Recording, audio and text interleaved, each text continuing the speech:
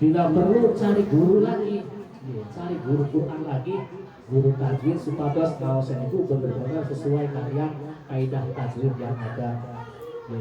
Jadi kanjeng Nabi guru bakori Quran wal Quran yang anhu. Jadi kanjeng Nabi akeh wong kang bisa baca Quran tapi malah loli pahala, loli fadilah sing Quran malah oli laknat sing Quran. Bakori Quran wal Quran yang anhu. Akeh wong baca Quran tapi malah dilaknati ning Quran.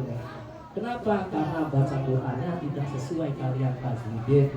Baca Quran serampangan baik. Baca Quran apa tapi tinggal aku kayak Quran ya gue dilaknati. Quran kata alhamdulillah apal Quran melotok 20 juz di sembahyang ya ada baik bohong. Ana wong jelas apal Quran wis bakal jaminan madu surga. Apal Quran sih kuburannya ke wudu maite beli pangane blatung.